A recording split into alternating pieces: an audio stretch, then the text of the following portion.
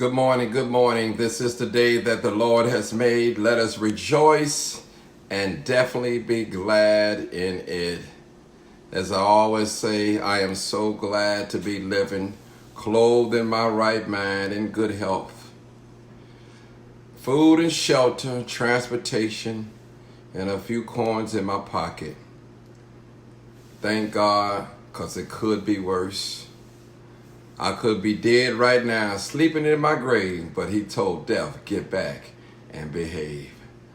It's good to be alive in spite of different situations and circumstances that's going on around us. With me, I appreciate every last one of you guys for tuning in. As you know, I am monitoring the virus, and I am examining everything that is being told to us, for us and by us, and things that's done to us. As I said in one of my live, that I said that if this virus is deadly as they say it is, who do you think is going to get who's going to get hit the hardest? It's our community. And we have to be real careful, especially those of us that are sickly, that's under the weather. And we check in these hospitals. Like I said, we check in Tuesday, then come Friday, we wind up dead. And they blame every death is on the coronavirus. But if you just take a look, I want you to follow me a little bit. But I wanna take an oath real quick. I promise to tell the truth, so help me God. Speak the truth. And I want to tell the truth. But let me say this to you guys. Let's follow the HIV/AIDS epidemic. Let's see how they work. When we was told about this particular virus, if you notice, it started in Hollywood. Then it went from Hollywood maybe into the gay community. Then it hit the black community the hardest. You know, you had a couple of people, Rock Hudson, I think Liberace, Arthur Ashe, the black tennis player. So we want to look at some of these same patterns, people. Now, we talked about the coronavirus. Now, you said Tom Hanks and his wife had the virus. You said two players on the Utah Jazz, they had the virus. Now you saying Kevin Durant had. Now all these people, they're still living. What about you? They're still living. See, people, and I'm not saying that this virus don't exist, but I believe in my heart of heart, like I said, it's man-made. And it could be a type of population control, people. Trust me. You got to remember, black people, you don't control the numbers. They control the numbers. They tell us what's right and what's wrong. They make the laws. Well, you say, who is they? White people.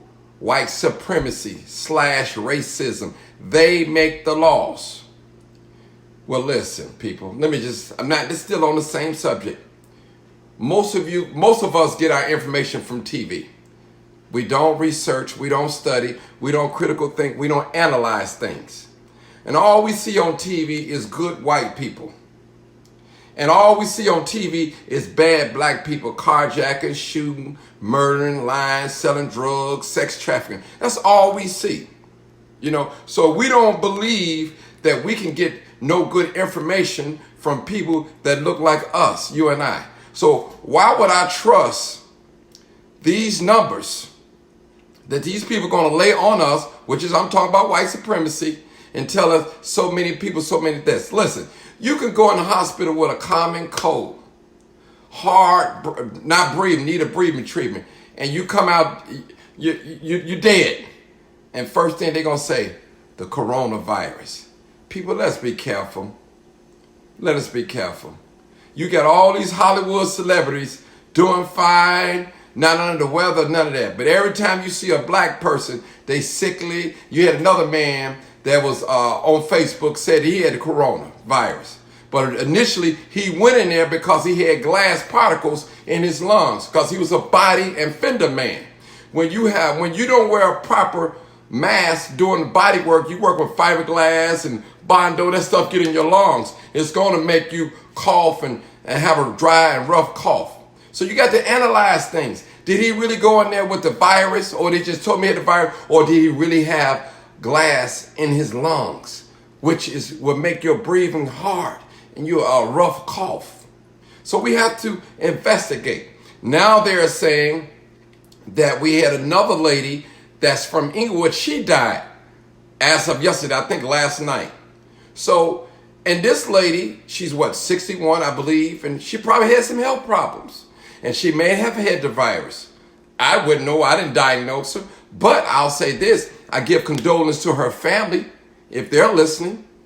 But we have to be careful, people, when people go into the hospital and they don't come out and they've been pronounced dead or they died and said that they had coronavirus. We have to be careful with this, people. So I suggest that if you are strong enough, self-medicate yourself, look at your symptoms, and please, people, do not let these people inject things into you. I'm telling you, we're living in a cruel world, people. Listen, the same spirit that existed back in chattel slavery, it exists today. We're in slavery, but it's a different form of slavery. It's more mental than anything. It's the same bully tactic.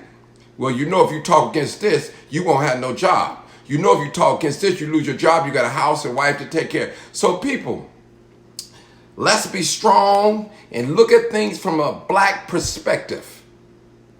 You can't expect white supremacy to look out for you. They're going to make it look good, and maybe a few of them will lose their life, but the mass people that's going to be affected are the black people. Look at the Flint, Michigan water crisis. Who was affected? Black people. Look at Hurricane Katrina. Who was affected? Black people. Look at the syphilis, Tuskegee Airmen experiment. Black people was affected, people. The same thing, this is the same spirit with the HIV's epidemic when it came. It started in Hollywood to let you know that anybody can get it now. Rock Hudson, Liberace, Arthur Ashe, then it drilled on down to the gay community, then it came to the black community. Wipe people out. People go in the hospital talking like me and you, not feeling well, and come out 2 or 3 days later, they're dead. They are dead, people. We know what these ejections, these vaccines can do, people. So we have to be real cautious. I am not taking this man-made virus for a joke. But as my dear sister said, Mother Diva, she said you can take a copper penny from 1982 on down and rub it in your hand for a minute and then kill all viruses and germs.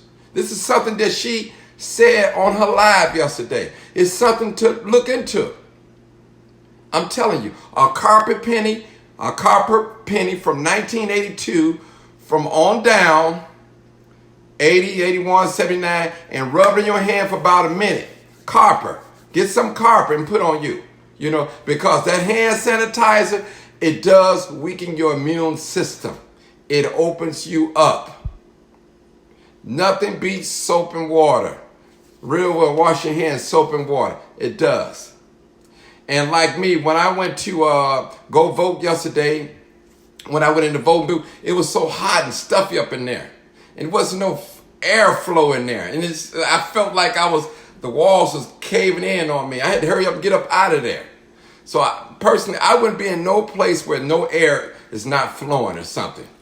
You know, it's just not safe until we get a handle on this thing. I'm just telling the truth, people. And I promise, I put my hand on oath that I was going to tell the truth, nothing but the truth, so help me God. Trust me. We keep trusting these people that don't like us, that don't mean us no well. They hate us without a cause. Trust me. Only thing that you see on TV, you see the good white people. Where are the good white people? Come and help us. The people that's having it rough, that's oppressed. But you show us bad black people on social media, on TV. Oh, you know I got to tell the truth. You're afraid to talk like this, pastor, deacon. You're afraid. Your women, our black women, got more guts than men. They're standing up. And I want to congratulate our sister Kim Fox before I get off this live. You are a great, true reformer. You are an example to black women, showing that if you're born in a low-income area, bound to be nothing, you are a victim of sexual abuse, and you have defied the odds. I thank you, Kim Fox, for being an example, not only to us here in Chicago, but all around the world. You setting a motto. You know, you're not allowing mass incarceration of petty crimes in your state, in your county, and I appreciate you for that. Because anybody that got any common sense or logic know that mass incarceration means more money for white lucrative businessmen to have contracts with the jails. They're not trying to help. And don't get me wrong, I believe if you out there carjacking, shooting, pistol whooping, gang banging, selling dope, you ought to be locked up for an extensive period of time. And I'm not taking up for that type of behavior. But if you just stealing a sneaker, a candy bar, a jacket, little small petty stuff, no, you don't deserve to be sitting in no county for 5 and 6 months for $100 bail. Didn't you see Willie Wilson when he took his own money, $100,000, $200,000 to bond people out like that of all races and all nationalities? People, wake up, mothers. Wake up. These people are getting rich in these county jails off of us. Now, I want to say to our Governor J.B. Pritzker, now if you don't want us to gather 50 or more, what about the airplane? People that's taking off. You have 100 and some people on the airplane. 100 and some people, maybe 200 people on one plane. What about that? I mean, come on, let's get this thing together. If we want to be real, let's have peaceful dialogue a little bit. Let's be real. I tell you, people, this thing is real. And I'm not going to drag this on. I appreciate y'all for listening to me. And I don't have all the answers. I'll tell you, I'm learning. I'm still learning. I will always be learning until I close my eyes in death. So be careful what you allow the hospital to put in your veins. Be careful the medicine you take. You question every pill. You question every shot or vaccination or shot that they give you. What's in that? What are the side effects? Don't be afraid to speak up. This is your life, because you might walk in there Tuesday and you might not come back on Friday alive, and it's going to be a funeral. And so people die every day. So don't assume because a person died, they died of the coronavirus. I'm going to tell you, because they go in there with pneumonia symptoms or hard to breathe.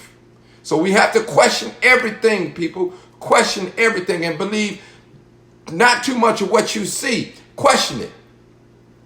And some of you people, you can tell you've been watching TV because you quote everything the TV tell you. You don't do no research, no participation, observation for yourself. You don't even have common sense. Some of you guys, whoever got the money, that's who you rolling with. I got to say it, people. Peace out. I bet you the White House still operating with 50 or more. I guarantee you that. Peace out, people. You already know what it is. This is the Crime Chaser. This live, unedited, uncut. And I mean what I say, and I say what I mean, and I'll run before I take it back.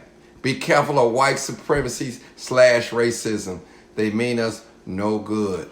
Beware. I love being black. Black power to the last hour. And race is definitely first. Peace out.